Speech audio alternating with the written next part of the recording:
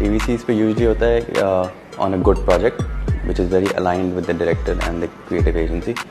उसमें अगर ब्रीफ पहले से आई हुई होती है, my normal procedure is that जब मुझे आ चुकी होती है ब्रीफ पहले से, and when I am on the way to the studio usually and mostly गाड़ी में जब मैं जा रहा होता हूँ तो मेरे दिमाग में आइडियाज़ और चीज़ें, मैं उसको स्ट्रक्चर अपने दिमाग में कर रहा होता हूँ कि कहाँ से स्टार्ट होगा, कैसा साउंडस्केप होगा, म्यूज़िक कैसे एंटर होगा, किस टाइप की फील का म्यूज़िक होगा।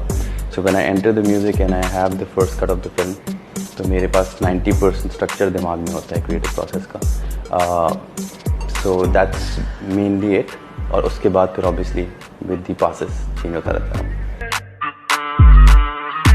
म्यूज़िक प्रोडक्शन में मैं at an early age I would say around 18-19 में म्यूज़िक प्रोडक्शन की तरफ में आया था। कैसे आया था? I have always been a keyboard player and a musician, और गाने लिखना, बैंड के साथ बजाना। ओ लेवल्स ए लेवल्स के बाद बैंड फॉर्म कर लिया था, मिराज के नाम से एक बैंड है, और हम एल्बम पे भी काम कर रहे थे, गाने भी बना रहे थे, काफ़ी स्टूडियोज़ में धक्के खाए। और उस वक्त तक मैंने नहीं सोचा था कि मुझे म्यूज़िक प्रोडक्शन में आना है। म्यूजिशियन तो मैं था, प्रोफेशनली परस्यू भी करना चाहता था, बट बिकॉज स्टूडियोज़ पे पाकिस्तान में धक्के खाए और बहुत से लोगों से स्कैम भी हुए और बहुत दर्दनाक एक वो ज़माना था एज अ म्यूजिशियन, धक्के खाना और पैसे खर्च करना और सही चीज़ भी नहीं मिलना।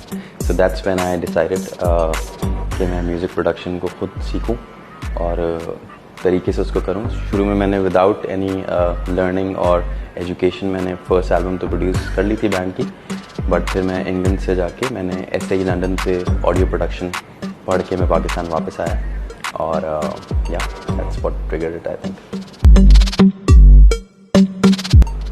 एक ब्रांडेड म्यूज़िक शो था जो मैंने क्यूरेट किया था और पूरा क्रिएट किया था from scratch for the brand.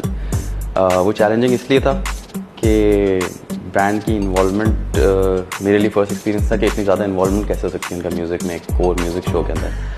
तो वो चैलेंज काफ़ी स्ट्रॉन्ग था और एक्सपीरियंस भी था, क्योंकि हमने 13 गाने प्रोड्यूस किए थे, ओवर 60 म्यूजिशियन सिंगर्स मिला के उनके साथ काम किया था, फुल दिल से काम किया था।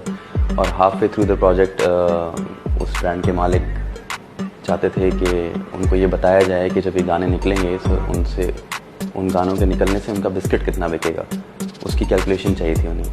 तो उस पॉइंट पे वो प्रोजेक्ट बंद भी होने वाला था, तो वो एक चैलेंजिंग चीज़ थी। इसी वजह से मैंने उसके बाद उसको उतना परस्यू नहीं किया, उनके साथ काम नहीं किया।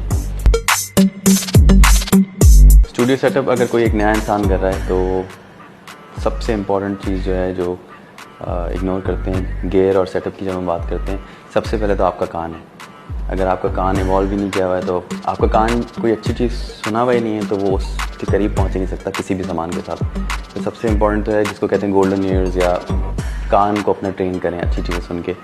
सेकेंड चीज़ जो है आपका, जो again nothing to do with the gear itself, it's the room. जिस रूम में बैठ के आप काम करते हैं उसके अकूस्टिक्स और उसका सेटअप जो है वो इतना अच्छा होना चाहिए कि आपको क्लियर आवाज़ आए और सही आवाज़ आए। सबसे पहले आपका कान हो गया, फिर उसके बाद आपका रूम अकूस्टिक्स हो गए, उसके बाद आपका गियर आता है जिसमें मेनली कोई चीज़ को कैप्चर करने के लिए माइक यूज़ होते हैं। तो एक डिसेंट माइक, इंडस्ट्री स्टैंडर्ड कोई भी माइक हो सकता है। अगर अच्छा कमरा है आपका तो माइक अच्छा ही कैप्चर करेगा, डिसेंट माइक होगा तो।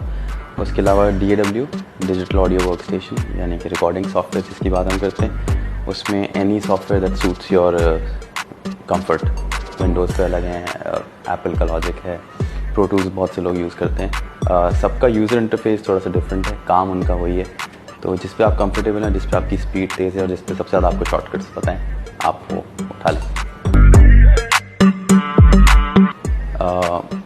2 एडवाइस दूँगा नए म्यूजिशियंस और म्यूज़िक प्रोड्यूसर्स जो काम कर रहे हैं। एक तो stay true to your work, time पर डिलीवर करें, और अगर आप कमर्शियली प्रोड्यूस करना चाहते हैं काम, और अपना ईगो और अपना जो ईगो को घर पे छोड़ के आए बेसिकली। अगर आप किसी और के लिए काम करना चाहते हैं तो इतना रिजिड हो कि आप कमर्शियली काम नहीं कर सकते। और न्यू म्यूजिशियंस जो कि सिर्फ म्यूज़िक के लिए करना चाहते हैं, नॉट लाइक पैसे के पीछे नहीं भागना चाहते, तो आप अपनी लर्निंग स्टॉप नहीं करें, रोज़ प्रैक्टिस करें, रोज़ सीखें, रोज़ इवॉल्व करें। और you need to put your music out there. So आप अपने गाने रिलीज़ करें, और कम से कम 8-10 गाने साल के आप रिलीज़ करें, तो फिर आप कहीं जाके 2-3 साल बाद आपको पता चलेगा कि आपकी स्टैंडिंग क्या है। और प्रोड्यूसर्स को यही है कि बर्दाश्त चाहिए, 1-2 साल लगाएं, 3-4 साल, जो कि बहुत मुश्किल है हमारी इंडस्ट्री का जिस तरह का काम है।